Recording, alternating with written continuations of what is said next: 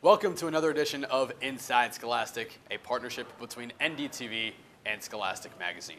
We're thrilled to join you from the second floor of the Duncan Student Center to feature the 6th issue of the 2018-2019 school year.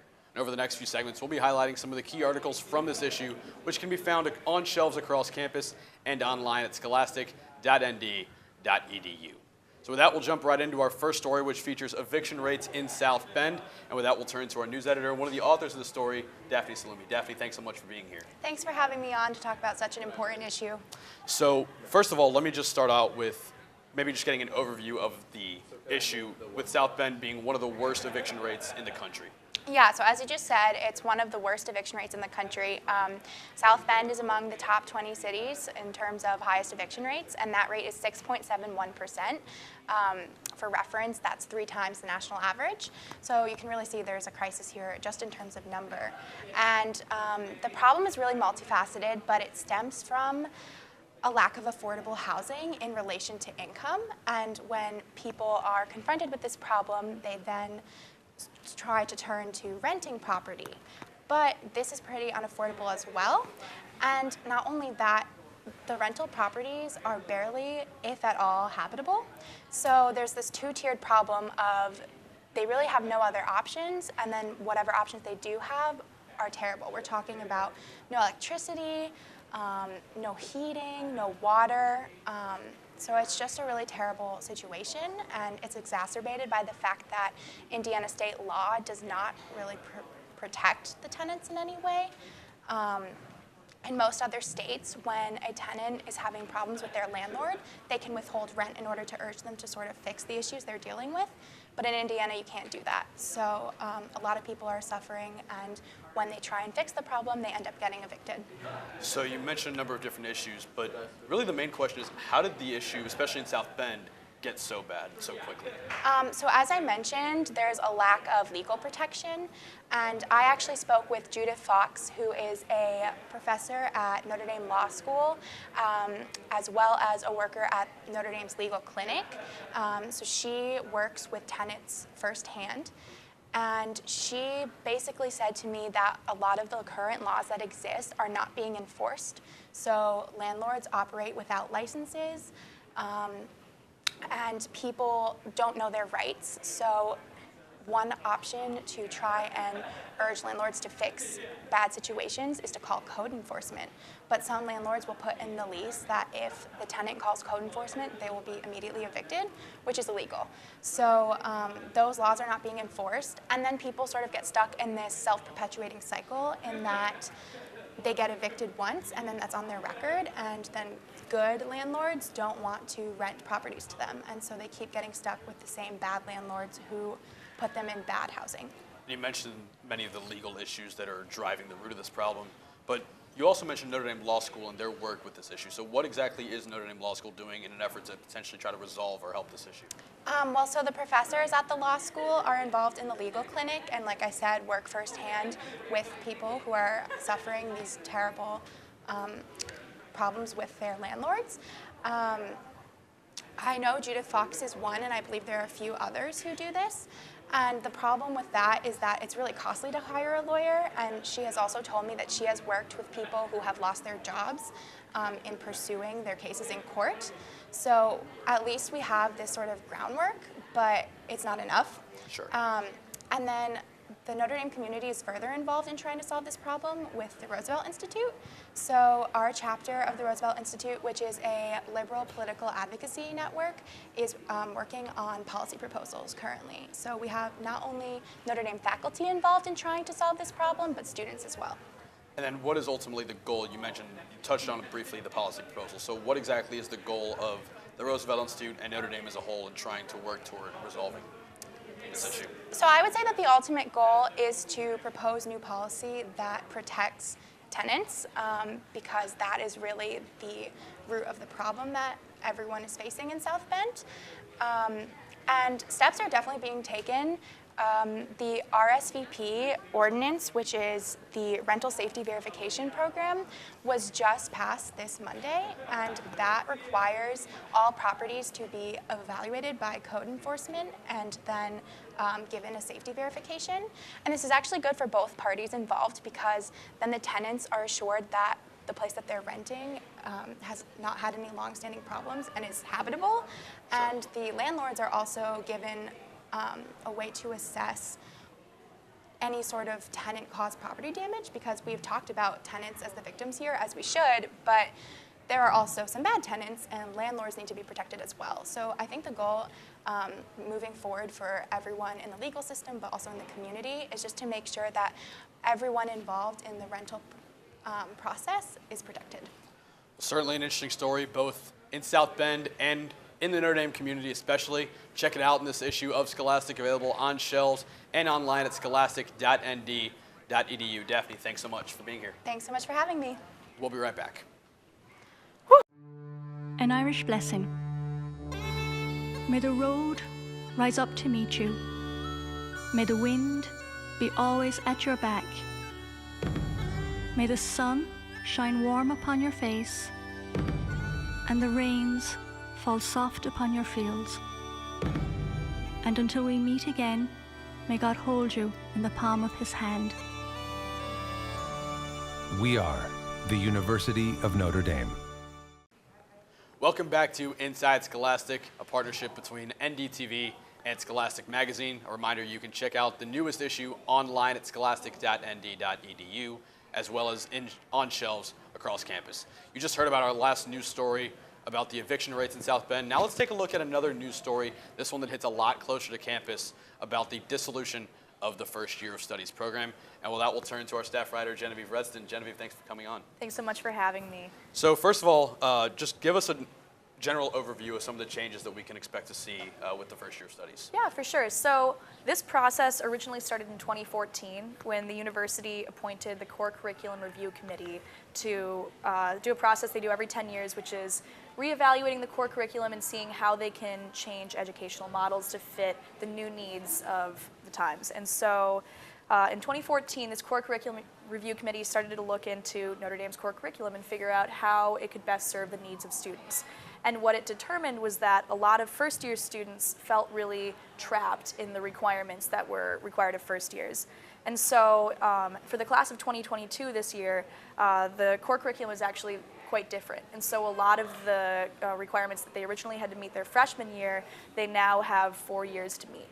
And so the first year of studies program, in turn, is going to be changing going forward, because the first year of studies essentially had two purposes. The first is advising first year studies and onboarding them, first year students, and helping them adjust to life on campus. And then the second is administering the first year of studies curriculum.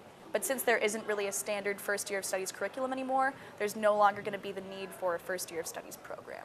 You mentioned some of the changes that the First Year Studies Office itself will be experiencing. Yeah. In terms of a timeline, what are we looking at in terms of this happening over the next year, 5 years? What exactly are we looking at in terms of a timeline there? You know, the timeline is actually still pretty uncertain. The Core Curriculum Transition Committee is still figuring that out. And so they're looking at how long it's going to take to transition moving advisors out of their First Year of Studies office in Coleman Morris and dispersing them into the colleges. And you mentioned that the class of 2022 is the first class that will be affected by this. Is there anybody else? You mentioned some of the advisors. So who, I guess, as a whole, is affected by these changes? Yeah. So right now, the class of 2022 is still enrolled in the First Year of Studies program, which is a program that's been around since 1962. And the purpose of that program is to help first years adjust to life on campus. And so first year students currently are still in that program. But going forward, instead of admitting into the First Year of Studies program, students will directly admit into their college of choice. So if you indicate that you want to go into arts and letters, you'll admit directly into arts and letters instead of having a year in the First Year of Studies program. But it's unclear when that transition will begin officially. Now, in addition to all of these changes, how much of what students still know as the First Year of Studies will be remaining the same? Are there any constants that will still remain, or is it all getting overhauled? So what university administration really wanted to stress to us is that the academic advising element of the First Year of Studies is still going to remain. It's just going to look a little bit different. So right now, all the First Year of Studies advisors are located in the same central office in Coleman Morris.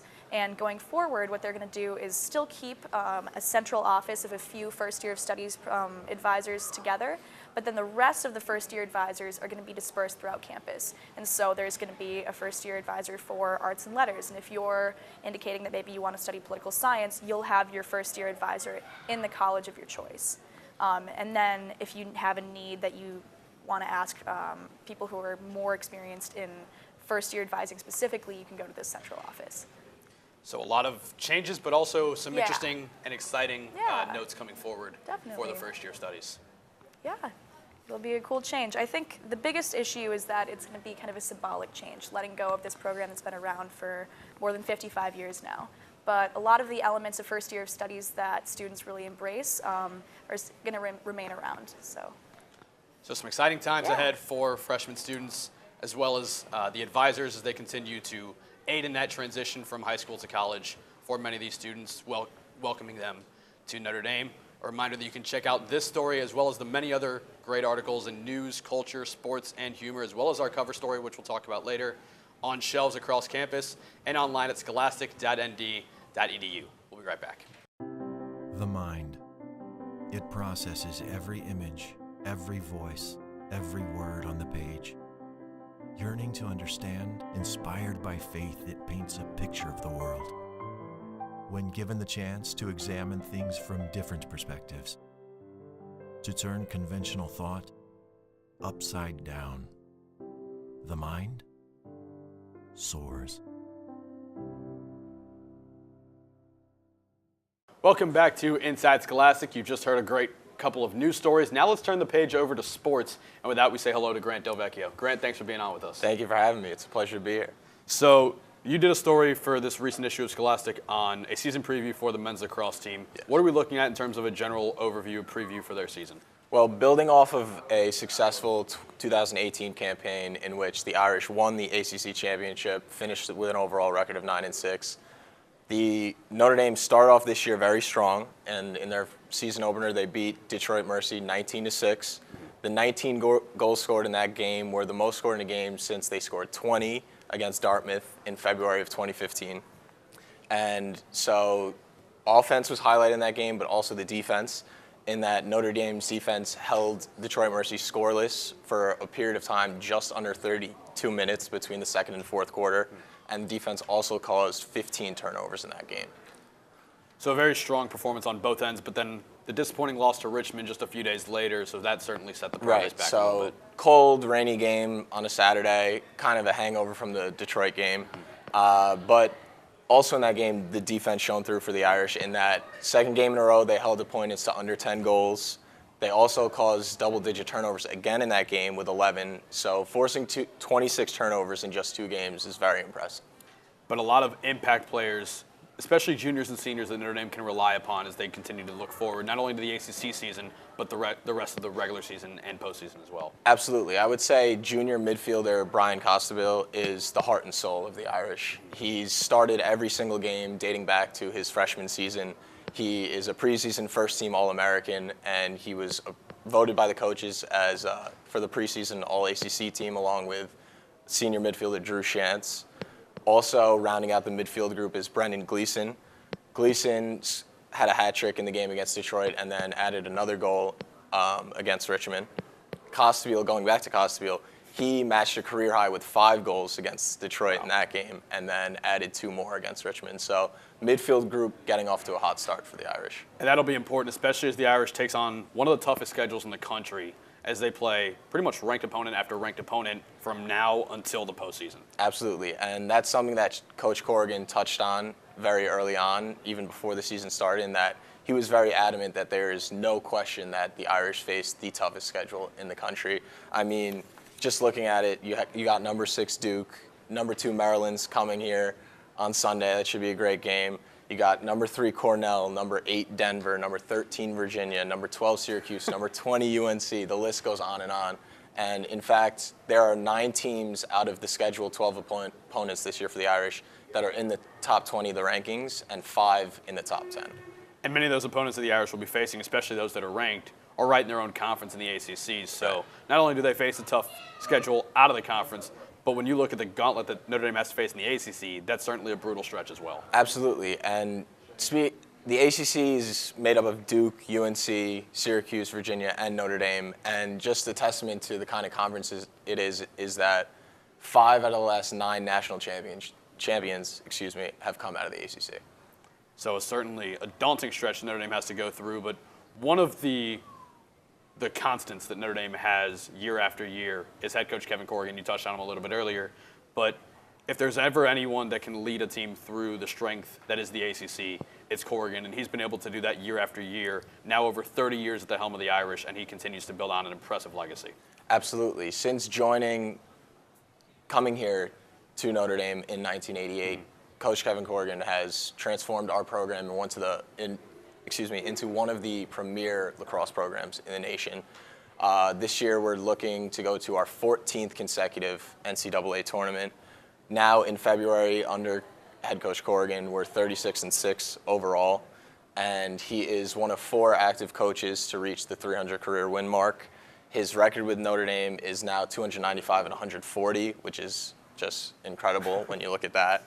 And he's also as you touched upon, he's the longest tenured head coach in men's Division I lacrosse. And this is the lacrosse team that will take the field against number 2 Maryland later on this weekend at Arlotta Stadium. So an exciting opportunity for the Irish to take on a top-ranked opponent as they look to continue on in their quest for a national championship. Grant, thanks so much for being here and really talking about how strong this lacrosse team is and looking forward to the rest of the season. My pleasure. Thank you for having me. So with that, we turn the page now to our cover story of mental health. We'll be right back after a short break. Scholastic Magazine, the university's most trusted news source and the longest-running collegiate publication in the United States. News, campus culture, sports, and humor, it all comes together once a month in each issue of Scholastic. So pick one up at a shelf near you and visit us online at scholastic.nd.edu. scholastic.nd.edu. Welcome back to Inside Scholastic. A reminder, you can check out the entire issue online at scholastic.nd.edu, as well as on shelves across campus. Now let's take a look at our final story for this episode, and it's our cover story, all about mental health here at Notre Dame. And with that, I'll welcome in our managing editor, David Korzanowski, our associate editor, Allison O'Neill. Thank you all both for being here. Thank you, Juan Jose. So I guess the first question I'll ask, especially with regard to mental health, is just the importance of examining mental health on a college campus. What makes that specifically, of looking at that on a college campus, so important? Yeah, when we were pitching the story, we felt like mental health at a high-achieving school like Notre Dame was something worth looking at. Partially because it's an issue that's being talked about more on the national platform, but also with the amount of assignments that people have at Notre Dame, managing extracurriculars and social life, it can be a lot. So we wanted to talk to the resources that Notre Dame offers as well as some students here. Yeah, and speaking to that, I guess I can only add that David's definitely right in saying that people have very high expectations for themselves here, which is why we thought it's important to, I guess, cover this issue, cover this problem from multiple angles. Not just what people can do to help themselves, but what they can do to help their friends. And what were some of the impressions that you got from talking to professors, professional specialists, students? What were some of those general impressions that you got when it comes to the issue of mental health here at Notre Dame? Well, one is that it exists. A lot of students have dealt with mental health issues over the past 12 months. The 2017 National College Health Assessment said that close to 87% of people felt overwhelmed by all they had to do. 68% felt lonely, 61% felt like they had anxiety. So we talked to McWell, the UCC, 4 students here at Notre Dame, as well as 2 college professors, and even just starting the dialogue is one step in the right direction. Yeah, I think one purpose of this cover story was to show that if people are struggling, then they're really not alone in what they're going through. And there are a ton of resources of multifaceted nature that you can reach out to or look into. A lot of people might think that the counseling people can receive here is just one-on-one or just through the UCC, but it turns out there are online options, there are group options, there's a ton of stuff you can do free of charge, and there are just so many great options here for people. And when you talk to those various sources that you mentioned, what was maybe the most important finding that you came across? Well, I think, like I said earlier, it's just having that dialogue. A lot of what happens with mental health is people are scared to reach out to someone, whether it be a friend, family member, or a professional, because they feel like they have to go through this on their own. They feel like people can't relate to them. But just having that dialogue and even one good relationship, as Professor Daniel Lapsley said, can help someone struggling with mental health. Definitely. I think it's all about being able to listen, being able to talk to people, being willing to, I guess, just be a friend in someone's time of need. And then what was maybe either an explanation or a piece of information that throughout your research surprised you the most, something that you didn't expect to come across? I don't know if I can point to one specific number or interview, but I think just talking to the students was what I found the most important and was something that helped me realize how prevalent this issue was and how serious what people go through can be. Everyone has their own personal story. They have their own struggles. Some people have struggled when they've gone abroad. Some people have struggled with family issues or trauma, and all of those can impact mental health. So I think realizing that everyone has a story and everyone has struggles is something that I found really gratifying to hear those stories. Yeah, I would add to that, it's very easy to get like trapped in our own heads and our own perception of what's going on around us. But there was this one great quote in the article that was about how like everybody here seems fine, they seem like happy, well-adjusted, everybody's walking around smiling, but you never know what somebody might be going through, and that's why it's important to check in with the people in your life. Yeah. Mental health is certainly an important issue on Notre Dame's campus as well as throughout the country, really. Yeah, thanks for having us. Yeah, thank you very much. Platform to talk about this. Really appreciate it. Thanks so much for being here. Thanks, Juan Jose. So for that, our cover story, mental health, all about Notre Dame and the impact that mental health has here on campus. A reminder to check out the issue online at scholastic.nd.edu, as well as on shelves across campus. Check it out. The world needs a university that educates men and women who accept their responsibility to serve others. We will strive to build a community where education, inquiry, and faith combine to respond to the demands of justice. This is our goal. Let no one ever say that we dreamed too small. Well, that does it for another edition of Inside Scholastic and another issue of Scholastic Magazine. Be sure to pick up a copy on shelves across campus and check out the issue online at scholastic.nd.edu. For my incredible staff at Scholastic, for our incredible partners at NDTV, I'm Juan Jose Rodriguez saying for one final time, thank you so much for watching, and as always, go Irish.